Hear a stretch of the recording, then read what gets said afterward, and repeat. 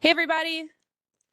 Excellent. Thank you guys so much for coming out to today's Waldorf lecture on the environment. To introduce our speaker today, we have Dr. Jamie Larson.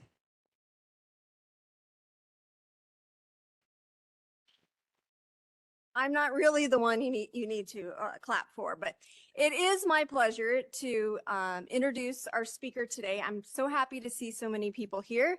I think this will be a presentation that gives you a lot to think about, not only in your courses, but as you think about careers and moving on from here. So today's speaker is Dr. Todd Bridges, and he has served as the Senior Research Scientist for Environmental Science at the U.S. Army and the U.S. Army Corps of Engineers from 2006 to 2023. His leadership and innovation has focused on development of resilient and sustainable infrastructure systems. Todd has founded the Corps of Engineering with Nature program, and that happened in 2010, and it includes a broad range of research, field scale applications, multi-sector collaborations, and communications to advance the delivery of nature-based solutions. He led a 5-year collaboration across the public and private sectors to develop the international guidelines on natural and nature-based features of flood risk management.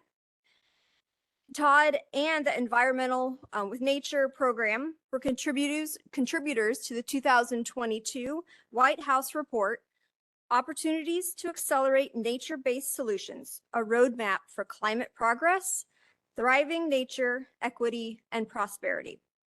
Among many other awards, Dr. Bridges received a Distinguished Presidential Rank Award from President Biden in 2021 for his exceptional leadership, accomplishments, and service.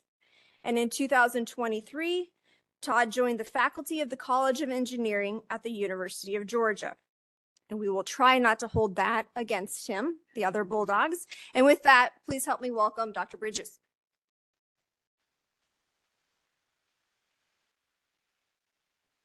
Thank you very much for the introduction. And it's a privilege, a true honor to be here with you today.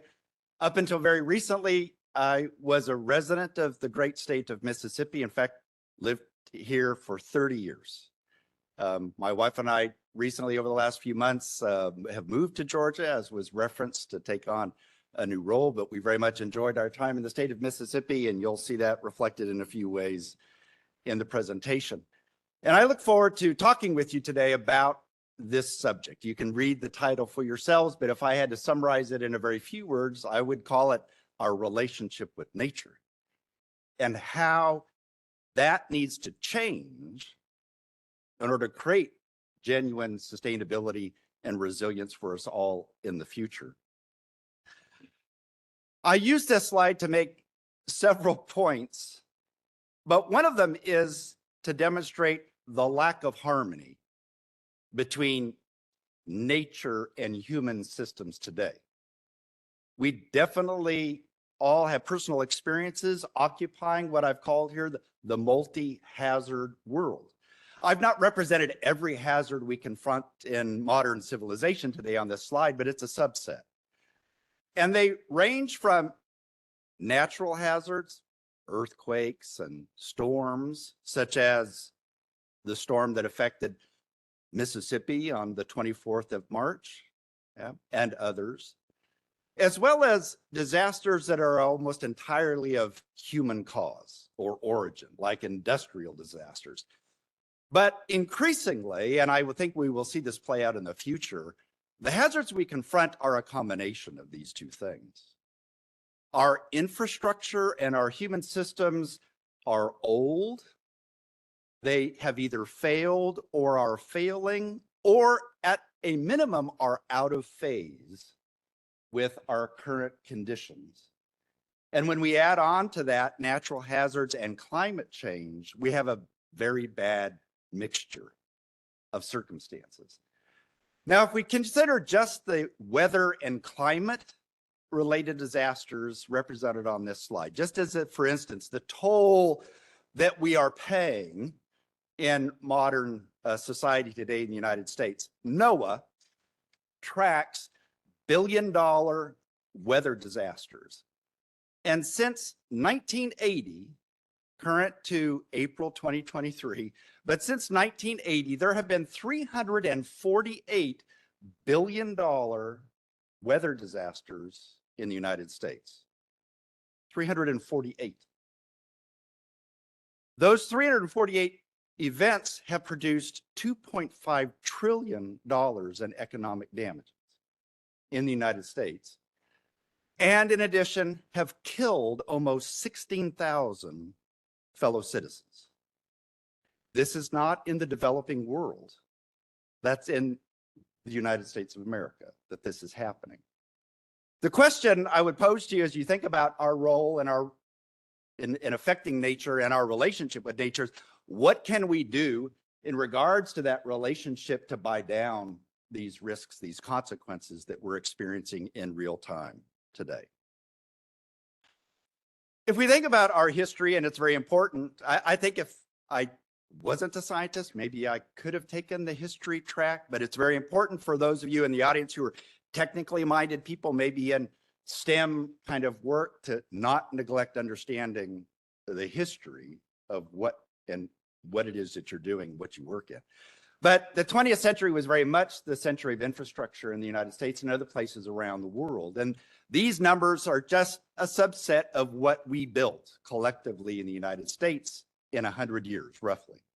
We know with, for example, certainty that there were exactly 119 dams in the United States, major dams, in the year 1900. So in 100 years, actually much less than 100 years, we built 90,000 major dams in the United States that impound 600,000 miles of river. That's truly landscape scale engineering. And to get to the materials portion of this graph that you see on the slide actually came from a paper published in the journal Nature in 2020. And what it documents is the increase in the amount of human-made mass or anthropogenic mass on the surface of the planet in the form of infrastructure materials, concrete, rock, steel, and asphalt. And in the year 2020, we reached a milestone on planet Earth when the amount of human-made mass in the form of those materials now exceeds the total living biomass on the planet at more than 1 teraton. That's 10 to the 12th metric tons. And in fact, that curve shows more or less the doubling rate of human-made mass on the planet. And the doubling rate in the 20th century was 20 years. And it makes you wonder, and actually challenges the whole notion of sustainability. Generally, I would submit to you, what's the end state of that? Where the whole surface of the planet is covered by something that we have made or built? So what is the role of nature in the future? And I was born and raised in the state of California. I actually lived in the state of Mississippi longer than I lived in California, but a lot of my stories relate to this. So I'm going to just give you some examples in this context of landscape scale engineering, what we collectively have done. San Francisco Bay is an interesting case example of this. Gold was discovered in the state of California in 1849 and literally drew people from all over the world, right, to chase their fortune. And that was the beginning of rapid development in San Francisco Bay. Over the next roughly 75 years, more than 95% of the wetlands in San Francisco Bay were eliminated, gone, caused by development through a variety of mechanisms, including, in fact, large portions of what now we would recognize as the city of San Francisco. The map in this figure actually kind of shows areas where streams and wetlands were filled for the purpose of building the city of San Francisco. It's literally hundreds of acres. And in the 1906 earthquake in San Francisco, those structures most heavily damaged in the earthquake were on top of so-called made land. And one, superficial lesson to learn from that, when you take from Mother Nature, you're going to pay somewhere, okay? And in this case, it was paid in the form of contributing to the disaster, which was the 1906 earthquake, which leveled that, the fire that followed leveled the city of San Francisco. There's movement underway now to restore wetlands to gain resilience in San Francisco Bay in relation, for example, to sea level rise and coastal storms. Another example of this is what is called the Los Angeles River. These are pictures that I took last year of the Los Angeles River, and it doesn't look much like a river to me. I don't know about you. It looks mostly like a concrete ditch to me. This river runs 50 miles through the heart of Los Angeles, a very prominent and populated city in the state of California and in our country. How did it become a concrete ditch that figures prominently in at least one Terminator movie, right? There was a flood in Los Angeles in 1938 on the LA River. It killed more than 100 people, destroyed 5,000 homes, and locals, in collaboration with the Army Corps of Engineers, determined we're not going to let that happen again. So we need to find a way to drain the water when it does rain intensively in Los Angeles, and it does do that from time to time. So that is how you got the LA River. But consider now, today, nearly 1 million people live within 1 mile of the Los Angeles River. And let me ask you a rhetorical question. What range of ecosystem services do you think they derive from living within 1 mile of this feature? I would say nearly none. It's a drain for the Los Angeles landscape in its current form, but there are plans to do more with it. And then this is where I'm from. I'm from the San Joaquin Valley of California. So there's this big central valley that you see in the map. It's about 400 miles long and about 60 miles wide, and it's responsible for the vast majority of what is California's agricultural economy. California is the #1 ag state in the country by a lot, actually. About $50 billion worth of annual farm level sales. The San Joaquin Valley is the southern portion of that central valley where I'm from, is responsible for most of that $50 billion, actually 37 of that billion.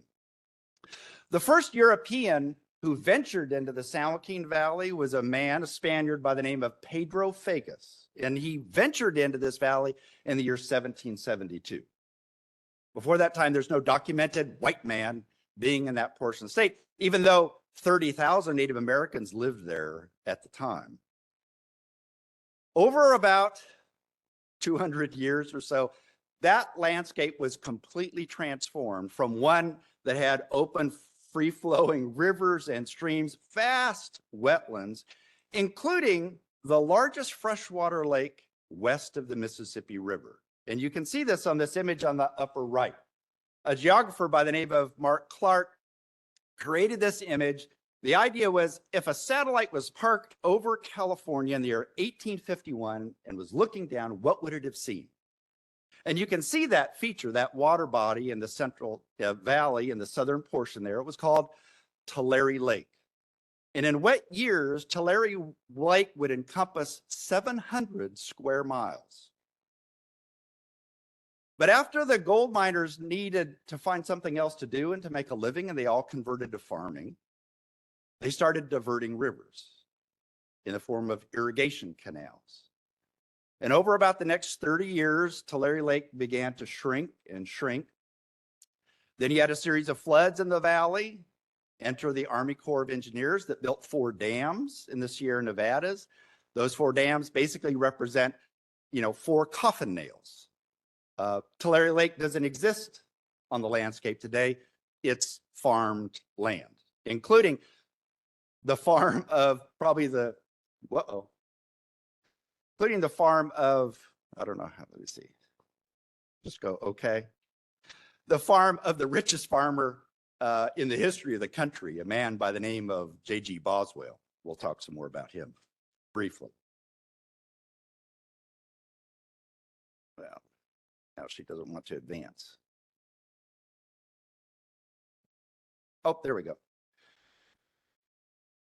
So consider also the West climate conundrum. This is true in other places in the country as well. But the climate conundrum is this swing. We've talked about a little bit about flooding, but drought. In fact, the Southwest is gripped by a mega drought right now that's 20 years long. Paper published in Nature Climate Change just last year documented this using tree ring data. A drought more intense than any in the region in 1,200 years. Lake Mead, you can see Hoover Dam. I took that picture 2 years ago, or last year, actually.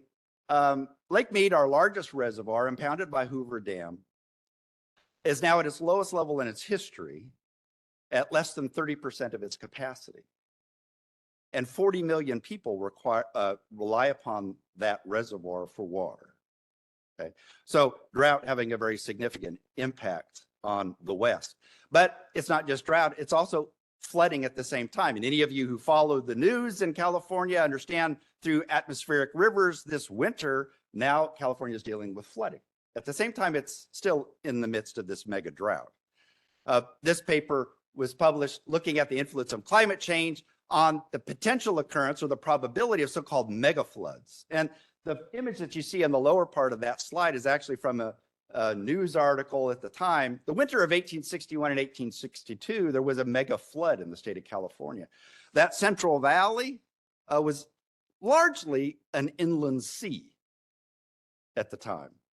It rained for 30 days and didn't stop. The city of Los Angeles in 1 month received 30 inches of rain. That's 3 years worth of rain in 1 month in Los Angeles. The newly elected governor of the state of California, Leland Stanford of Stanford University fame, had to be rowed to his inauguration in the state capital of Sacramento because it was flooded during that event. And the data show that actually the likelihood of such a mega scale flooding in California is actually only increasing with time under climate change. And this is a flood that won't just kill 100 people, it will kill thousands and thousands and thousands of people. I had my own personal experience in regards to these wide-ranging extremes last summer when my wife and I visited Death Valley for the first time, one of the driest and hottest places, in fact, the hottest place on Earth. And at 7:30 in the morning, we were at a place called Mesquite Flat Sand Dunes. And at 7:30 in the morning, it was 98 degrees Fahrenheit. That's actually, for July, a rather cool day for Death Valley.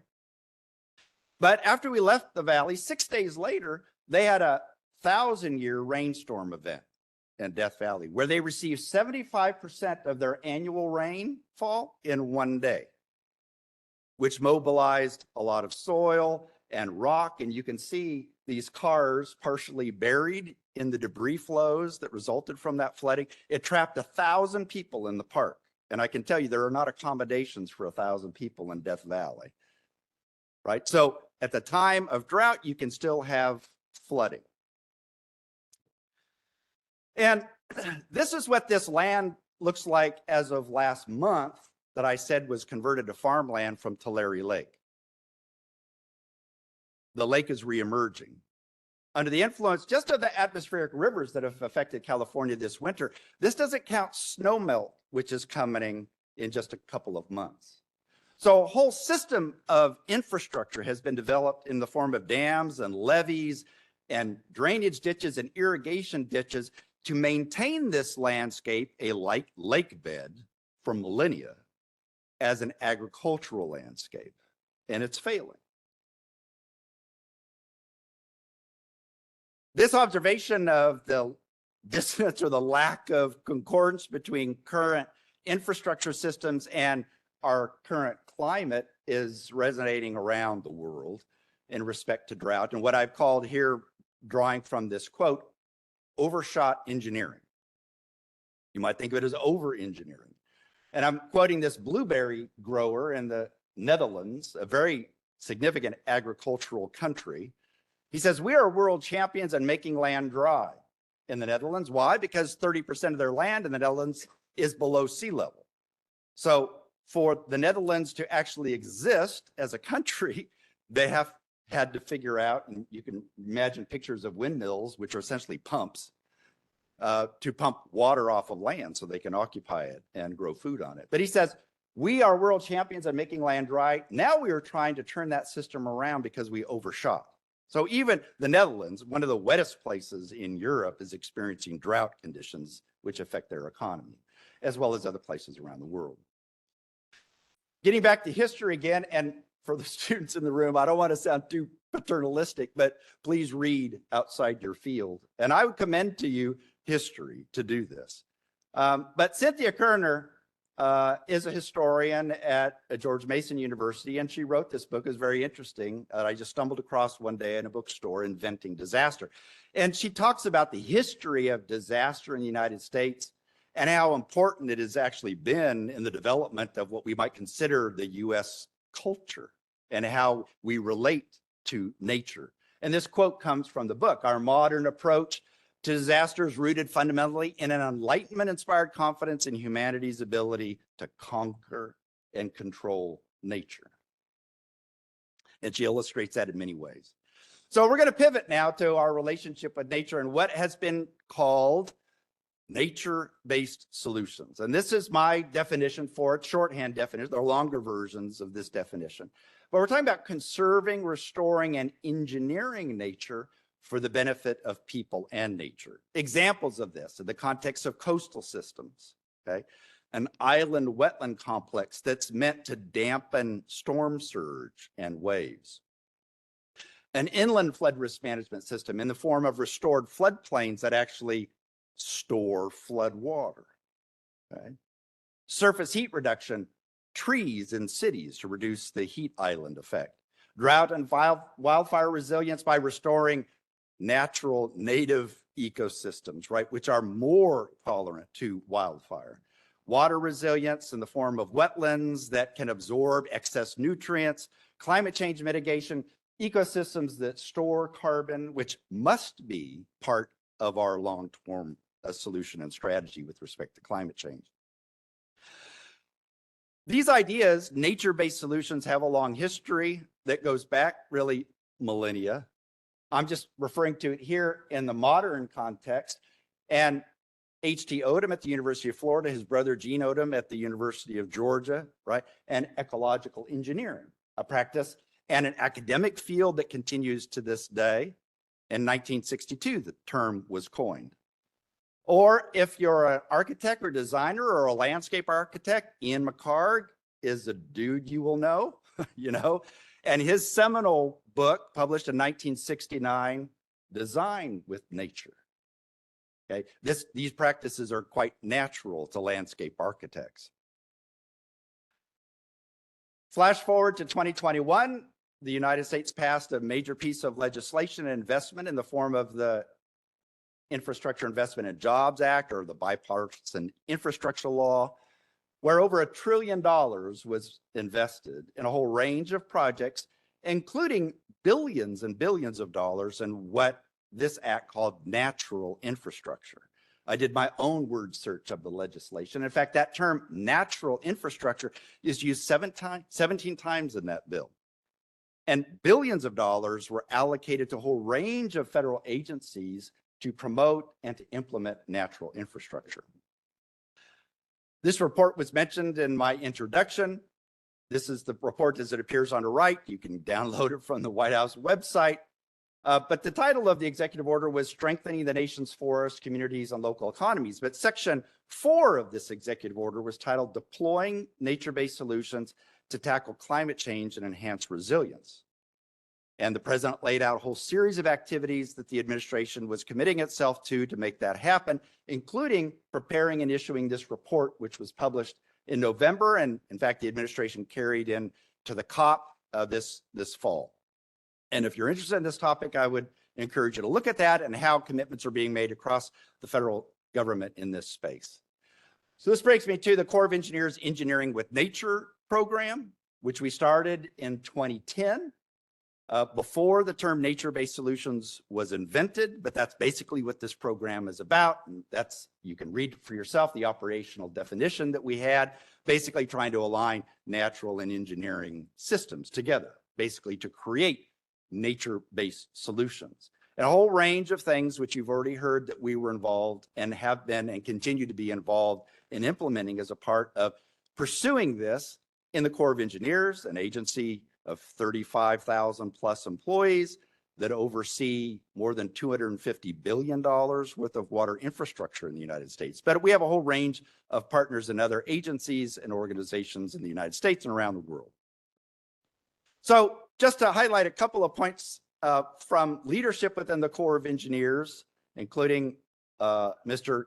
Connor, appointed by the president over the Civil Works program of the Corps, who emphasizes in this long quote, we need to take advantage of nature-based infrastructure. Or the executive who's in charge of and leads the Corps' planning and policy work, Eric Bush, serious consideration of natural and nature-based features. What he means, nature-based solutions, he says is non-negotiable. What he means is it must be included in what we do in the future within the Corps. Again, these ideas are not new. These projects, in fact, are not new. This project called the Yolo Bypass in California is probably maybe the oldest modern nature-based solution in the United States. So what it is, in effect, is a series of weirs, structures along the river which deflect high flows, high water off of the river onto what was once, the floodplain before we cut it off with levees. Okay, why are they there? Well, basically to relieve pressure on the river, right, and to lower water levels on the river to prevent, uncontrolled flooding and levee breaks. So the Yolo Bypass is a system of these weirs and 60,000 acres of land included on this bypass, which are purposefully flooded, purposefully inundated, right? So 75% of that land actually is privately owned land, and it's inundated through easements, arrangements, contractual arrangements with those landowners. But 16,000 of that 60,000 acres are in the Yolo Bypass wildlife area. Okay, an area, it's beautiful. I went out there, I took this picture on the bottom of the graph. It was a beautiful December day. The fog is lifting right at the beginning of migration on the Pacific Flyway. And there were dozens and dozens of people out there on a Thursday morning, just outside of Sacramento, California, birding in the middle of an infrastructure project. Why? Because it was a nature-based system. So a whole range of environmental and social benefits attached to a project that has a very practical purpose, and that is to keep the city of Sacramento, the state capital, dry when it rains hard. And Mississippians can be quite proud of the Mississippi River, the Gorilla River of the United States, big flows. But when it's really wet in California, the Sacramento River can move a lot of water, 400,000 cubic feet per second, which is like an average flow for the Mississippi River.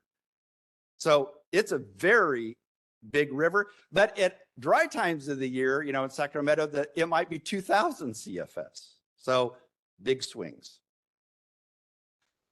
Other examples of this, I visited several of these projects in Belgium. They call it the Sigma Plan. It took them 30 years to develop this system of projects, but essentially a series of levee realignments where they're pulling back the levee from the Scheldt River estuary, basically giving land back to nature, again, to relieve pressure from storms and flooding pressures, right, by doing that. More than 10,000 acres of floodplain restored back to nature, to appease her, if you will, and reduce risks, and generating all sorts of environmental and social benefits as a consequence. Mississippi, okay. Some of you have been to the coast of Mississippi. Some of you have maybe even been to these islands. Ship Island and Cat Island and Deer Island, all have received benefit in terms of restoration effort by the Corps of Engineers and the state of Mississippi to ensure the integrity of these islands, which are quite vital actually to providing and supporting resilience along the coastline, which is, exposed to hurricanes and other coastal storms. And these are fabulous environments. And in fact, I would say the coast of Mississippi is perhaps one of the most mature networks of nature-based solutions in the United States. And it needs to get more publicity for being such.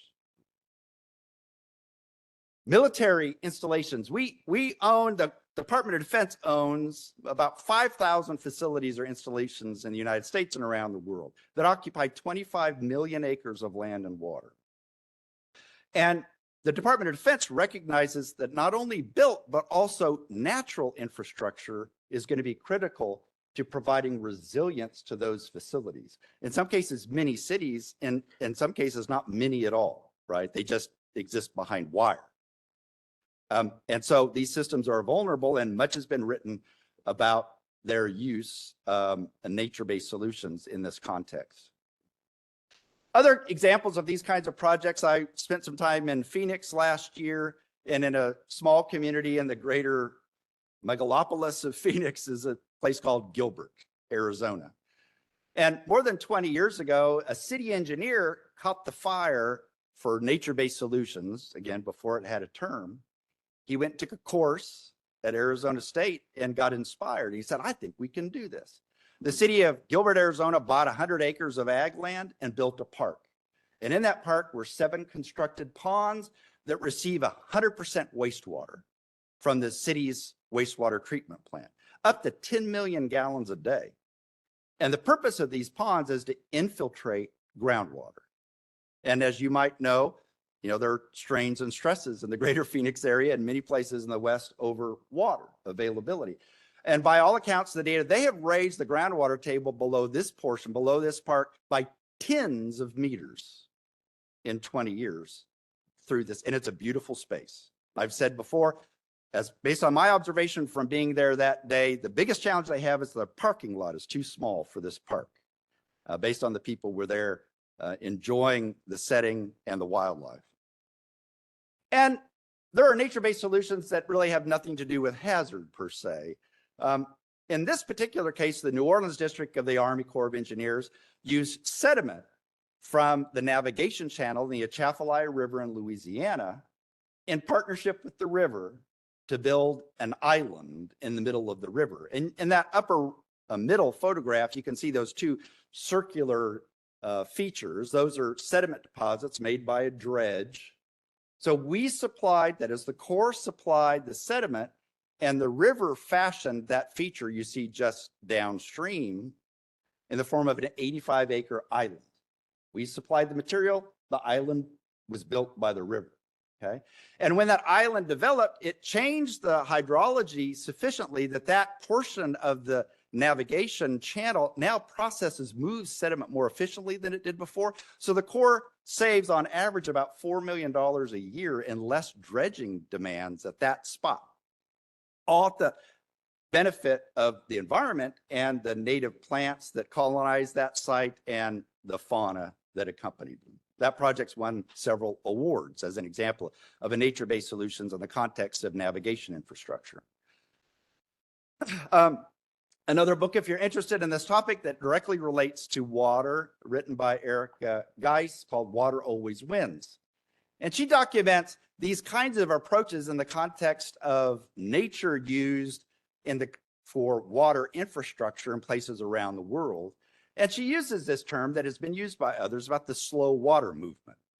And for those of you who might be civil engineers in the room or studying to be civil engineers, I don't want to do too much discredit to the practice of civil engineering, but a lot of civil engineering over the last several decades has been focused on how do I move water as quickly as possible away from where I don't want it to be, whether that's on an ag field, in a city, or someplace else. Move water fast, right? This is the opposite of that. Actually, spread water out and slow it down. And I think beavers is an interesting point here. Before European colonization in the United States, it's been estimated there may have been as many as 400 million beaver in North America. And if you know anything about beaver, you'll agree with what I'm about to say. They pretty much controlled the hydrology of an entire continent. Without the capacity to do differential calculus, they controlled the hydrology of an entire continent. Now, by the year 1900, the population of beaver in North America was 1% of that. You know, Europeans discovered that they liked to fashion hats out of beaver. They were nearly trapped and hunted to extinction. But there are efforts underway in places around the country, including in Seattle and other places in the West, to restore, actually, beaver because of their ability to engineer natural systems with respect to this idea of slow water. So there is a lot of science being generated, and it has been generated over the last several years with respect to nature-based solutions. And this science comes in the form of multiple lines of evidence, physical modeling, like the video that you see running here, which is a physical model at the Engineering Research and Development Center in Vicksburg, Mississippi, where I worked for 30 years, where the engineers here are looking at how wetland vegetation affects the orbital velocities of waves to understand how much wave dampening or wave attenuation you would get from a stand of wetland along a coastline somewhere. But numerical models are advancing, the study of natural analogs. We don't have to create a wetland to study a wetland and its relation to flooding, right? We could go study a natural wetland to do that. Scale demonstrations are increasing for these approaches around the world and the country. And there's a whole range of experience we can draw from for these kinds of approaches. So the evidence base for the effectiveness of nature-based solutions is increasing. One example of that here in respect to mangroves. There aren't any mangroves currently, I think, in Mississippi, but that may change also with respect to climate change. They certainly are affecting Louisiana. So it's probably in the future of Mississippi. But this group of scientists actually collaborated with the insurance industry and used insurance industry tools and models. Those models they used to project risks, set rates, understand their losses and vulnerabilities to determine what value mangroves contributed in the form of coastal storm hurricane risk reduction. You say, well, okay, well, how big a deal are mangroves to Florida? Well, mangroves in Florida are a big deal. There are 500,000 acres of mangroves around Florida.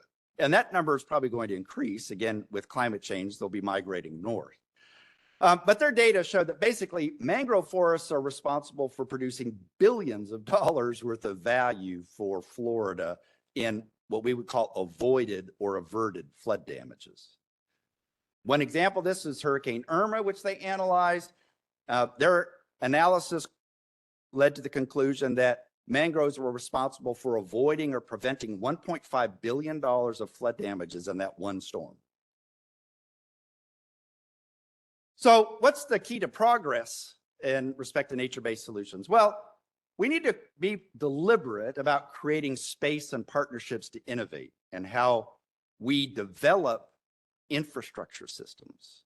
And there is definitely a space for universities here and future professionals and whatever organizations they go to.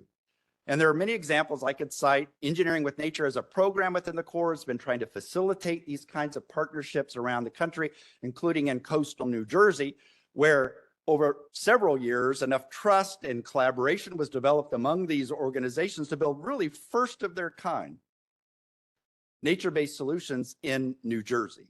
And it was all stimulated, unfortunately, by a big negative, and that was Hurricane Sandy. But the state agencies and the federal agencies recognized, whoa, we got a big problem in New Jersey that we've got to solve, and the conventional approaches are not going to enable us to solve it. Another key to progress is going to be evaluating the comprehensive benefits that nature provides. And I've highlighted here, and you can follow the links when you get access to them. We hosted, Engineering with Nature did, a summit on what we called Measuring What Matters in Washington, D.C., in association with the National Academy of Engineering and the Water Institute in the Gulf.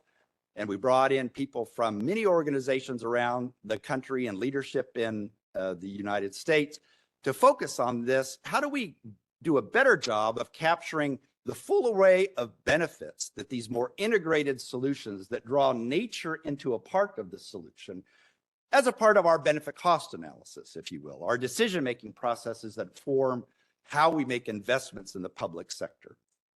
And this work is continuing. But you can actually watch the entirety of this summit on the recording on the National Academy's website. I thought it was great, but I was there, so of course I would.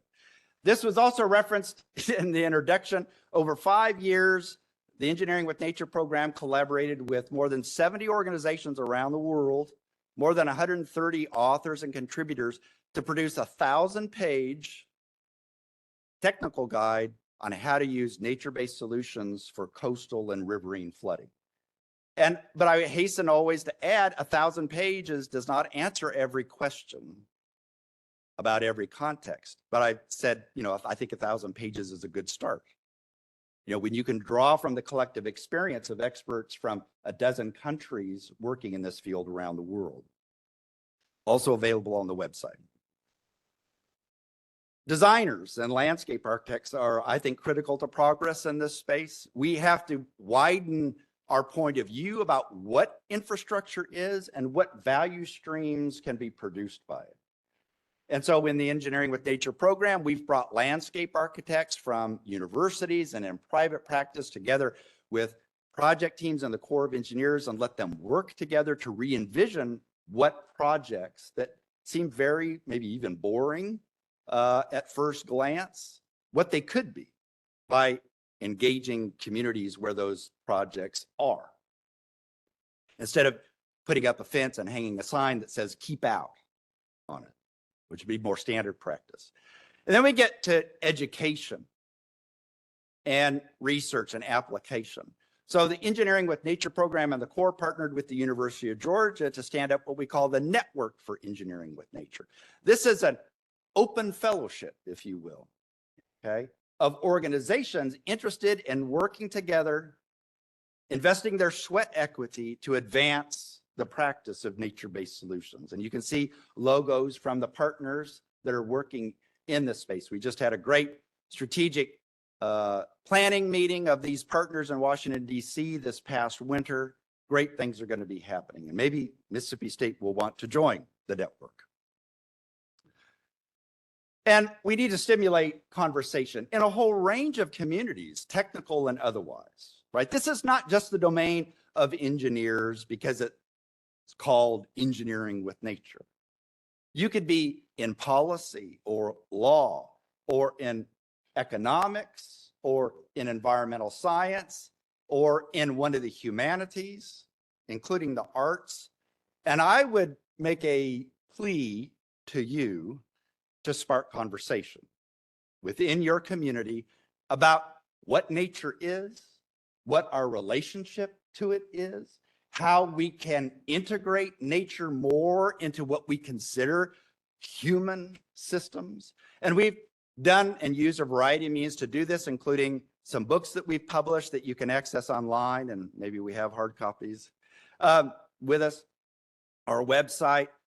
I've done travel blogging. If you'd have asked me, when I finished my PhD, if I'd ever been a travel blogger, of course, the term didn't even exist back in that prehistoric time. Or even just 5 years ago, if I would be involved in a podcast, I'd have said, you're crazy. But we're into our 5th season of the Engineering with Nature podcast. And a government operation is in the top 10% of all podcasts. Government operation, because there's an interest in this topic area of engineering with nature. So sign up for it on Apple or wherever you get your podcasts. So I'm about concluding. There is a spectrum or a continuum here from the idea of kind of wild and free-flowing nature. Humans have no footprint at all. That's not really the reality, of today. There are a lot of us here on the planet. But on the other end of the spectrum, there's this kind of myth of like, well, we'll just kind of tame it. We'll force Mother Nature into whatever box we want her to be in. Yeah, it's a delusion. And I'm quoting here one of the best definitions for sustainability that exists, and it was written in 1969, and it's in NEPA, the National Environmental Policy Act. The We want to create and maintain conditions under which humans and nature can exist in productive harmony that permit fulfilling the social, economic, and other requirements of present and future generations. And again, maybe a plea is, whatever we strike out to intervene with the purpose of simplifying and controlling nature, that's going to lead to unsustainable and artificial systems that aren't compatible with what we need in the future.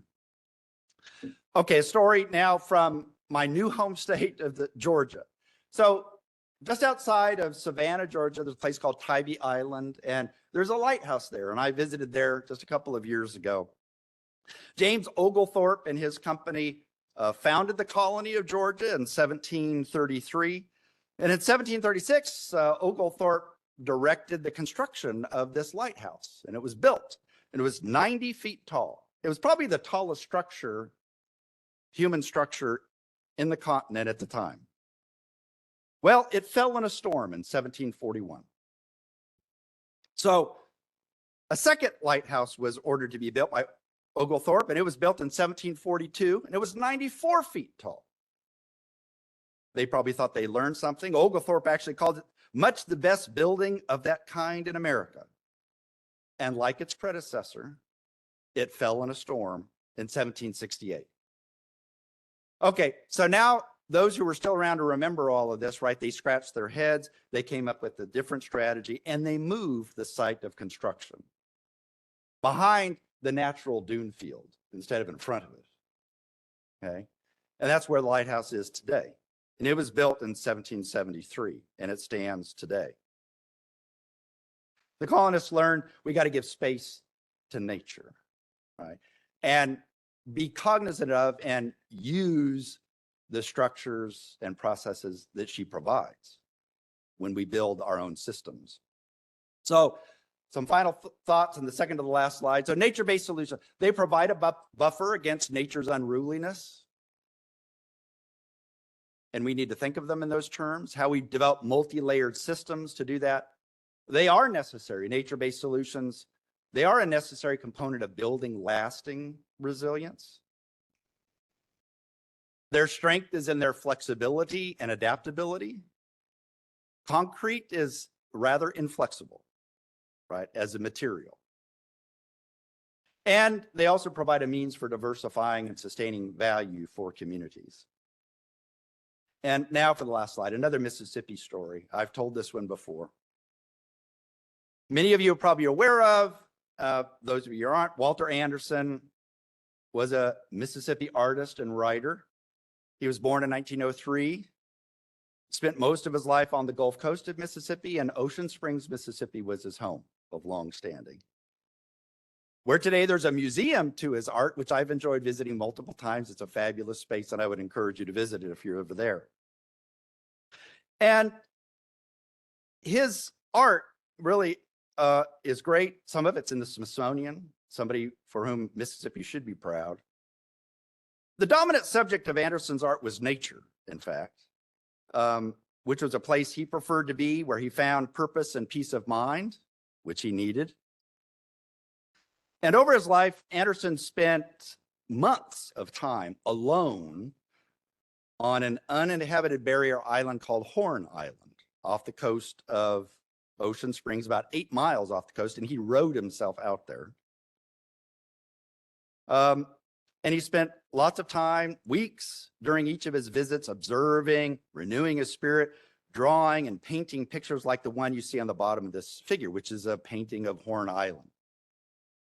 In 2017, a professor of environmental history by the name of Jack Davis at the University of Florida visited Horn Island with Walter Anderson's son, John. And in his New York Times article about this visit, Davis wrote this. He said, in 1965, when Hurricane Betsy whipped 150-mile-an-hour winds across the Gulf, training its eye at Horn, Walter Anderson refused to evacuate the island. He struck for high ground and tied himself to a sturdy tree to witness destruction and the island's reaction in the aftermath. Renewal was instantaneous. Ants reclaimed his camp, ducks the pond, a yellow-crowned night heron popped up at its usual spot on a bayou. I'd like to know where it had been, Anderson wrote later. Walter Anderson thought a lot about the relationship of man to nature and nature to man. And he once wrote the following in reflecting on that future. He said, I'd like to know, this. I wonder how long it will be before nature and man accept each other again. That's a profound question. The history of human development includes many themes and motivations, as I think I've documented. Certainly, battling and controlling nature is one of those themes. And Anderson also said about Horn Island, order is here, but it needs realizing. I'm hopeful personally about the future and our collective ability to realize a new relationship with nature. Thank you.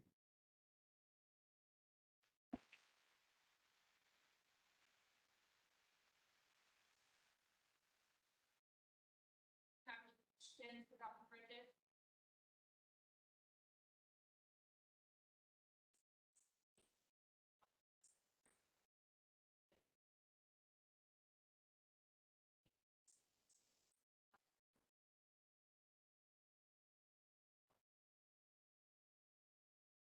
Right. So to repeat the question for anybody who's online, the question was, are there plans to work with U.S. Fish and Wildlife or state level conservation agency to include biodiversity goals, threatened age? Yes, and all that's happening. I hope it grows further. We have partnerships with the U.S. Fish and Wildlife. We have a partnership. In fact, Georgia Department of Natural Resources is one of the partners in the Network for Engineering with Nature.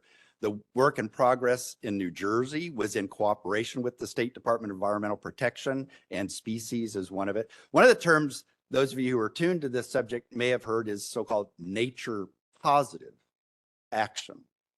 And if you look at the environmental laws, which govern most of what we do today, many were written maybe at the time your parents were born.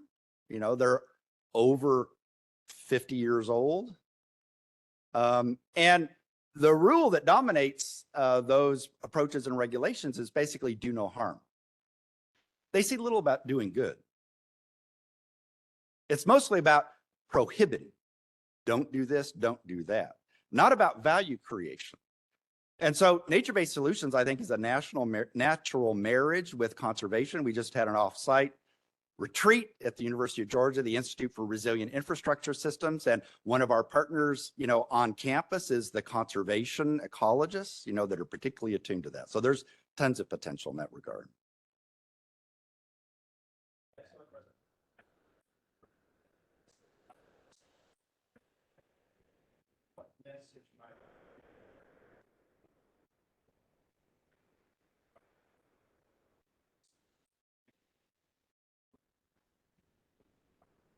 Yeah, that's a great question. And, you can engage your parents, for the students that are here in conversations about these things. As you might imagine, I've shared the books that we've written on engineering with nature with my mother and father, who are both in their 80s. And their response to me, well, this doesn't seem so hard. It seems obvious. I said, well, I'm glad you got the point, And so one thing that I think we can do is learn to have conversations with people, to not make them too technocratic. If we're a scientist, try to learn how to talk with a normal human, or the same could be said for an engineer. I mean, we could also take personal action. I'm not saying this to kind of trump up my own horn, because I might fail at this, but I have about 3/4 of an acre behind my new house that I'm determined I'm going to convert into a native plant meadow, right? To support what? Pollinators, and to create beauty, of course. So another action to take is we have a lot of commons, in the United States. There's a lot of land in the commons, and it requires community involvement and engagement. What will those commons be? So another thing, you know, a conversation that they had with neighborhoods or with homeowners associations is, hey, why are we spending all this money cutting grass? What by acreage, what's the number one crop grown in the United States? I've just given you a hint what it is. It's lawn. You know, a more unsustainable practice one could hardly imagine. You know, it basically, well, I'm going to get on a soapbox here. You know, why do we grow lawns in the United States? Well, because in our cultural mind, we're still Brits, right? We were trying to carry over this aesthetic with us, you know, from the island and try to replicate it here. And we all have these expansive grasses in front of our estates, right? But so that would be something which you know, you could get more particular about this when you speak to, you know, well, what professional context are we? But I think there's a conversation with this no matter what your professional context is. Well, it's about 3 o'clock, so I'd like to invite you all to stay. I believe Macy's Ice Cream should be outside in some location if I've done that correctly. So I'd like to invite everyone to stay for a little meet and greet social if you'd like to ask Dr. Bridges more questions. And Dr. Bridges, we would like to thank you Cowbell. so much for coming. Your own Do I have to personal use it cowbell. at Bulldog football in Georgia? I don't know. Oh, yeah. Okay. Thank you very much. But again, thank you. Yes, thank you. Thank you.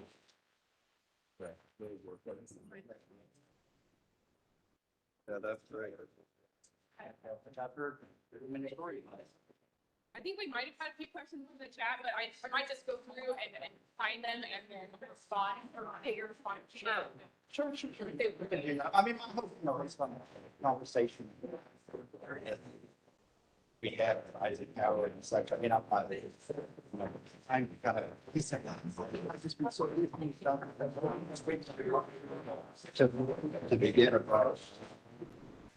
And that's. You're really and several and you know the upper administration. So the current people we have in this conversation. Now, I didn't see. Oh yeah. I really hope the ice cream is supposed to appear. I believe that's what I heard yelling at one point. I was like, oh, hopefully. I'm actually going to